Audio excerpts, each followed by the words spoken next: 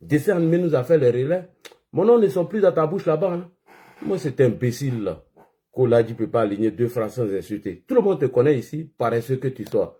Quelqu'un qui a 5 000 € aussi dans son compte courant, lui veut parler à nous. Après 14-15 ans de vie en Europe, toi, tu as 5 000 € dans ton compte courant. Et toi aussi, tu veux l'ouvrir. Monte belle ville là maintenant. La belle ville que tu mènes là, il faut montrer. Bande de paresseux, espèce de vaurien. Après 15 ans en Europe, ou 20 ans en Europe, toi, tu as 5 000 € dans ton compte. Tu n'as pas honte. Tu n'as pas honte. À part monétisation de YouTube, là, toi, tu gagnes quoi? Et les 2 paresseux, lui et Soulé, c'est des vauriens. Des gens, ils sont ici. L'autre aussi, l'autre chômeur de Chule de Paris, là. Quelqu'un qui dit que lui, il est venu. Il est venu en France depuis 1997. Et il dit que lui n'a jamais demandé la nationalité ivoirienne. Il est né français. En même temps, il est français, il en existe chez lui. Il dit qu'il a quitté Ouattara en 2012. En 2018, il est parti rendre visite à Chablais-Goudé, à La Haye, comme un partisan d'Alassane Ouattara. Et moi, ces 2 incongrus, là, ces 2 escrocs notoires, ces manipulateurs. Les Ivoiriens vous connaissent maintenant. Hein? Donc, on va commencer l'introduction à toi. Avant de parler à Chablais-Goudé, là, on va commencer l'introduction avec Koukounet Chris, alias le nain de Dali Guépa. Tu la fermes à jamais, ok? C'est paresseux. Tu vas non te menacer, on ne va pas te menacer ici. Et puis, on voit. Mot d'autre que tu dis, tu as lancé, on voit où ça va passer. Ça n'a même pas passé, c'est poteau. Et il t'informe, hein. Les gens de l'AES font pardon sur toi. Hein. Ils disent, n'ont pas confiance en toi, que tu n'es pas un homme digne, tu n'es pas crédible. Donc, ferme-la, ok? Où les hommes parlent là, toi, tu dois la fermer. Avant de parler à nous, toi, Johnny Patiokon, le merdique, faut nous montrer une fiche de paye. Après 15 ans de vie en Europe, montre une fiche de paye. Et un paresseux, il va se coucher là-bas. Hein? Il est mourir, c'est malade, il est mourir. Et puis les gens cotisent pour lui donner. Bande de fainéants, bande de paresseux, bras cassés, pieds cassés. Toi, Soulé de Paris, voici 2 gros fainéants que la Côte d'Ivoire nous a produits. Voici 2 paresseux qui n'ont jamais travaillé dans leur vie, que la Côte d'Ivoire vient de nous produire. Voici 2 vauriens, 2 nullards, 2 cancrelats, 2 gangrènes dans notre politique. Ils ne valaient rien. C'est toi qui avais dit que moi, c'est un insulteur public. Parle de moi encore. Il est insulté très mal, toi et Soulé de Paris, là. Vous deux, les 2 vauriens de la toile, là. Je vais vous insulter, vous allez voir. On commence avec lui. Mais là, il dit qu'il y a la valette. Alors, je vois encore de nombreux de messieurs. Voilà. Merci beaucoup. Je vous en remercie de tout chaleureux. Ma vidéo de ce soir va se porter sur l'analyse des propos tenus par le participant de l'émission d'hier. Bon, l'émission de MCI 360 du dimanche. En particulier, les propos tenus par M. Ouraga Serge, porte-parole du COJEP. Comme son nom l'indique, porte-parole du COJEP. Celui qui porte la parole et la voix du parti.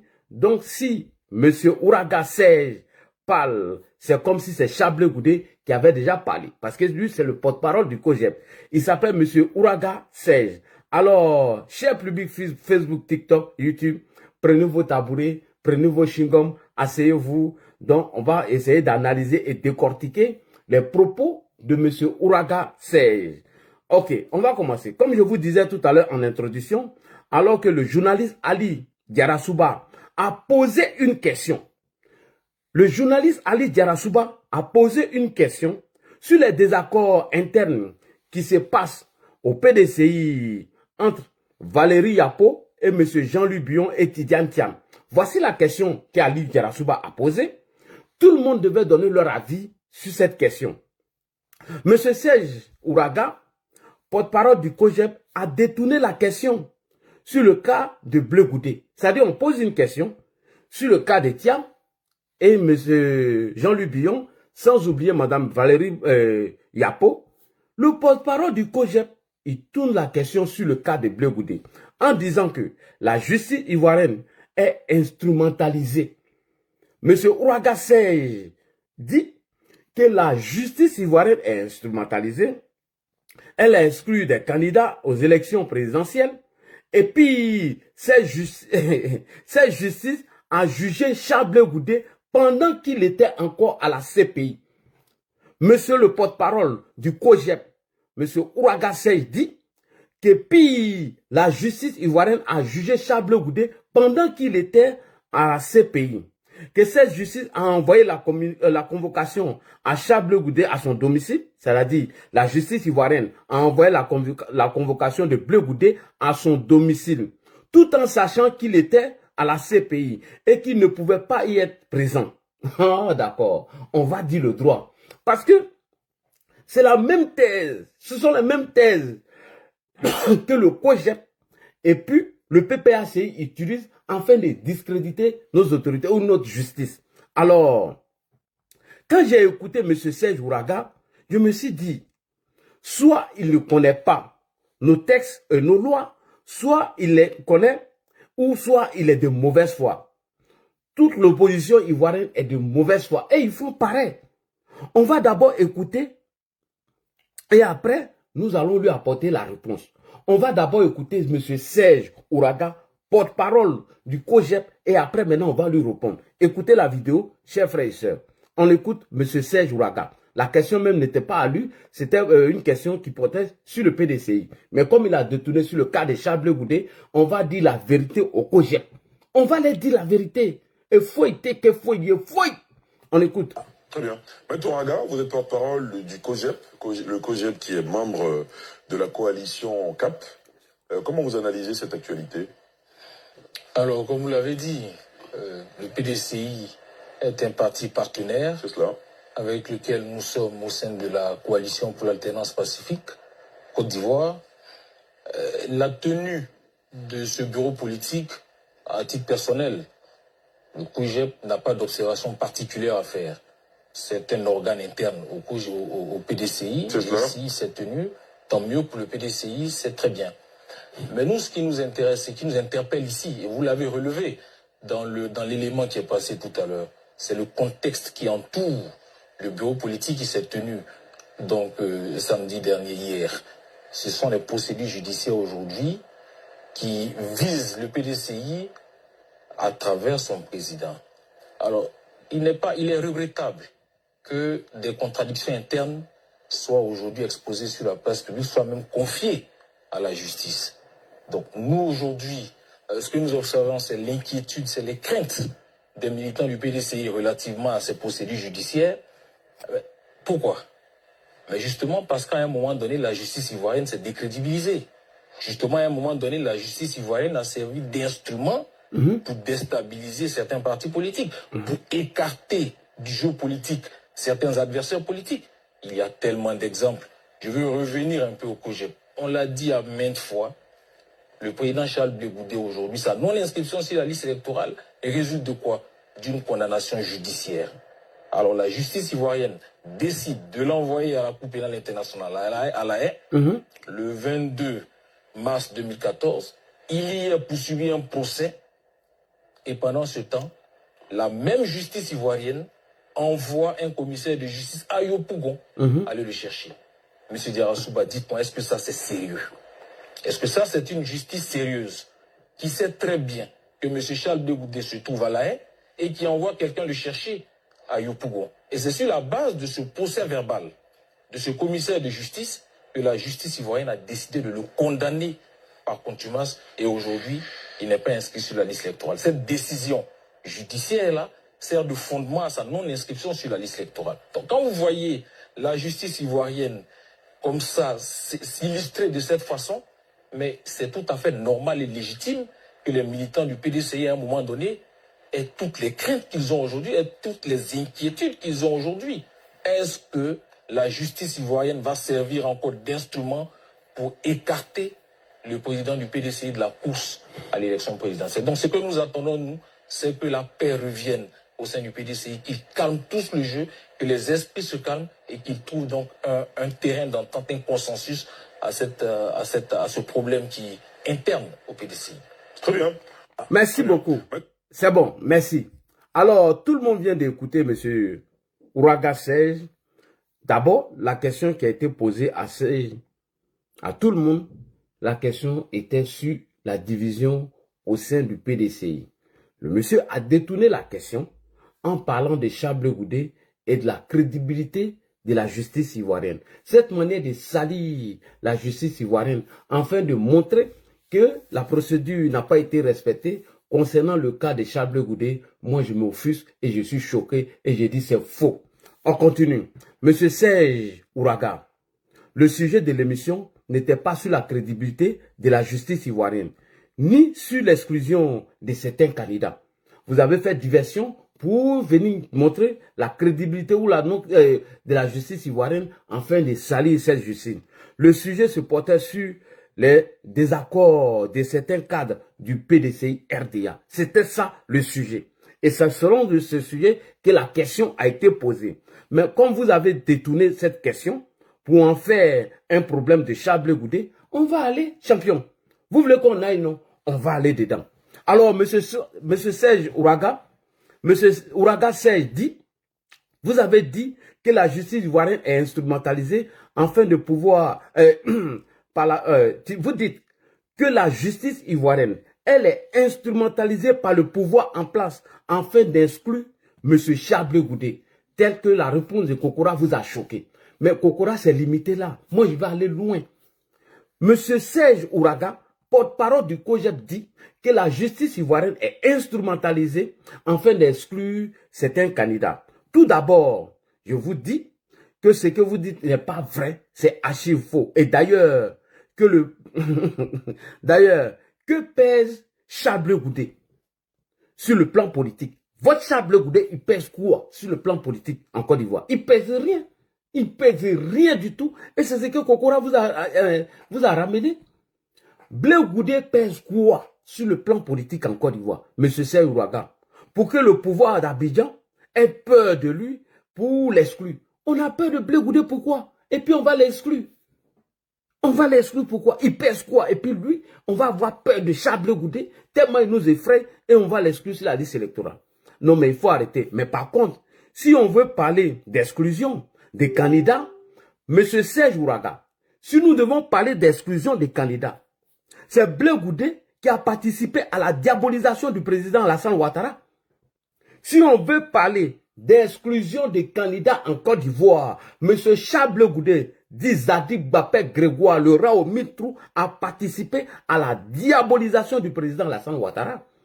Oui, oui, si on veut parler de ça, mais M. Charles Blé Goudé a participé à ça. Vous voulez qu'on en parle? En le textant de Charles Blé Goudé, lorsqu'il est parti au Forum de la Réconciliation Nationale pour diaboliser Alassane Ouattara parce qu'il a été exclu, mais Blé Goudé l'a taxé de Burkinabé. Votre Charles Blé Goudé, Zadig Grégoire Bapé, dit le roi aux 1000 trous, a taxé Alassane Ouattara de Burkinabé. Il a participé à cette diabolisation d'Alassane Ouattara. Donc, en faisant croire que ce monsieur ne doit même pas être candidat, à plus forte raison être président. Et on l'a vu, lorsque le Conseil constitutionnel a validé les candidatures, il n'était pas dedans. Et M. Laurent Gbagbo nous a informé que son prochain adversaire ne serait ni Ouattara ni Bédié, ça serait Gueye Robert. C'est ça qu'on appelle exclusion des candidats. On va aller plus loin. M. Ouraga Serge, porte-parole de COJEP, je voulais vous poser une question. Je vais vous poser une question. Monsieur Ouraga Serge, je voulais vous poser une question. Pourquoi vous les opposants de Côte d'Ivoire, vous êtes tous des malhonnêtes? Pourquoi vous les opposants ivoiriens, vous êtes tous des malhonnêtes et des démagogues comme ça? Pourquoi? Pourquoi vous êtes tous malhonnêtes? Dans une nation, dans une république, nul n'est censé ignorer la loi. Surtout pour un politicien.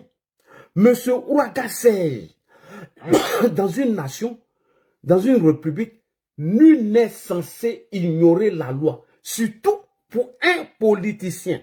Les lois ivoiriennes disent, pour porter convocation à un individu, il faut le faire à l'adresse de son dernier domicile. Je répète, parce que c'est cette manipulation que les gens du COJEP et les gens du PPADB mettent dans la tête de leurs militants. Alors que les lois ivoiriennes disent, pour envoyer convocation à un individu, là, il faut l'envoyer à son dernier domicile connu. Il sait, il fait exprès. Mais quand on arrive sur le plateau NCI, il faut détourner les questions. Il faut mentir, il faut tromper les gens. Je répète encore, monsieur le porte-parole du COJEP, les lois ivoiriennes disent, pour apporter une convocation à un individu, il faut le faire à l'adresse de son dernier domicile connu.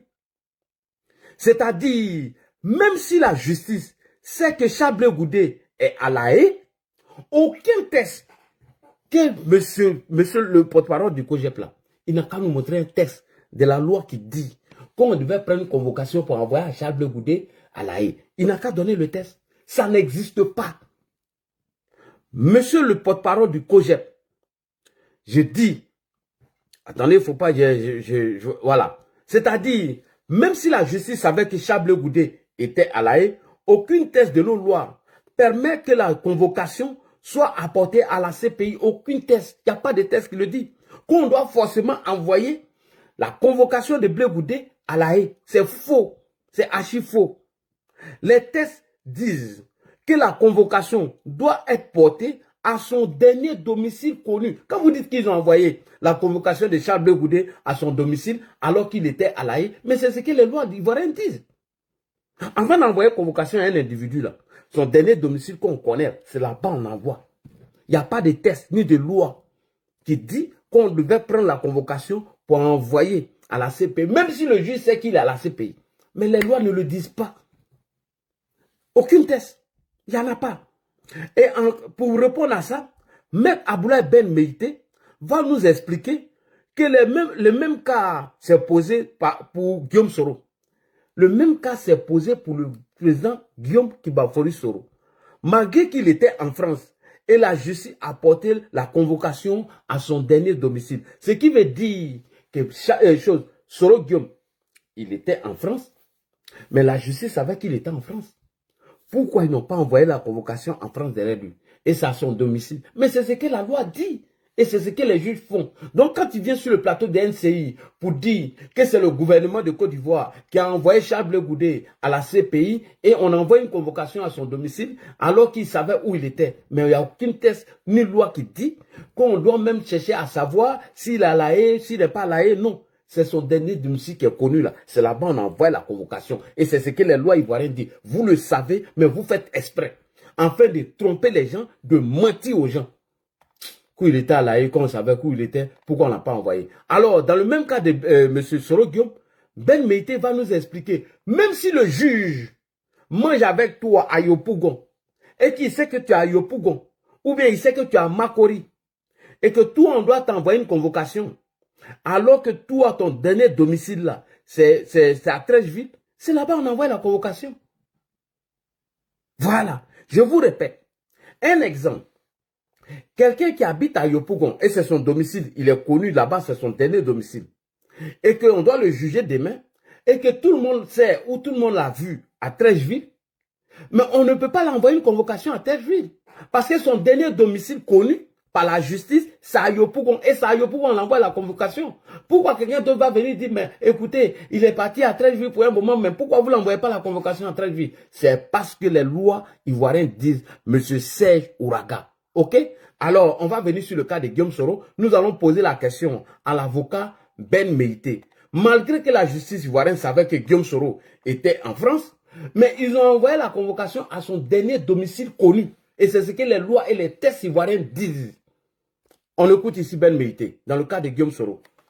Dans notre code interne. Dans nos codes internes, écoutez. Une personne qui fait l'objet d'un mandat d'arrêt, c'est qu'on ne sait même pas où elle est. Le juge du siège ne sait pas où Guillaume Soro est. Oui. Et même s'il mangeait avec lui à Paris, il est censé, en tant que juge du siège, ne pas le savoir. Il est censé ne même pas le savoir. C'est-à-dire, même si le juge, il a mangé avec Guillaume Soro en France, il est censé même ne même pas le savoir.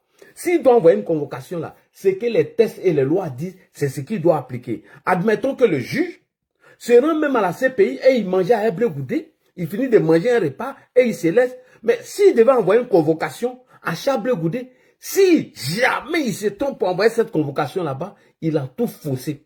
Il doit envoyer la convocation de Charles Goudé à son dernier domicile connu. Et c'est ce que Maître Benité est en train de dire. Il dit, même si le juge a mangé avec M. Soro Kibafori Guillaume à Paris, sachant bel et bien qu'il est à Paris en ce moment, s'il doit envoyer une convocation à M. Soro Guillaume, c'est à son dernier domicile connu. C'est là-bas qu'on envoie. Quand il était à La Haye, on l'a envoyé une convocation ailleurs. On écoute encore Maître Ben Meïté. C'est très important. Siège ne sait pas où Guillaume Soro est. Et même s'il mangeait avec lui à Paris, il est censé, en tant que juge du siège, ne pas le savoir. Sinon, il quitte dans son rôle. Je pense que la question de la résidence, le code dit, son dernier domicile connu là, c'est là-bas on notifie. Merci. Ce qui a été fait, le parquet a montré les exploits du commissaire de justice relativement à cette affaire. Dans notre code interne, une personne qui fait l'objet d'un mandat d'arrêt, c'est qu'on ne sait même pas où elle est. Le juge du siège ne sait pas où Guillaume Soro est. Oui. Et même s'il mangeait avec lui à Paris, il est censé, en tant que juge du siège, ne pas le savoir. Voilà. Sinon, il quitte dans son rôle. Il quitte dans son rôle. Je pense que la question de la résidence, le code dit, son dernier domicile connu là, oui, c'est là-bas on notifie. C'est là-bas on notifie. Ce qui a été fait. Voilà. Le parquet a... Merci beaucoup. Même si le juge a mangé avec Charles Goudé à La Haye, il est censé même pas le savoir dans le cadre de la procédure normale. Que disent les textes et les lois ivoiriennes? Elles disent que la dernière adresse, c'est-à-dire le dernier domicile de Blé Goudé qui est connu là, c'est là-bas on envoie la convocation. Donc quand vous venez si NCI dit oui, pourquoi ils ont envoyé la convocation au domicile de Charles Goudé alors qu'il était à La Haye? Il faut nous montrer un texte de la loi ivoirienne qui dit qu'on devait lui envoyer sa convocation à la CPI. D'abord, on vient de déconstruire ce mensonge. Premier point. Donc, M. Serge Ouraga, prenez vos tabourets, on va aller loin. Et puis encore, M. Serge Ouraga, maintenant, on va évoquer les raisons qui ont motivé on va parler maintenant des motifs de l'inculpation de votre patron, M. Charles Goudé. On va évoquer ça maintenant. Son inculpation là, dans l'affaire là, on va venir parler de ça. Il savait très bien, Charles Goudé savait très bien que M. Laurent Gbagbo a perdu les élections présidentielles d'octobre 2010.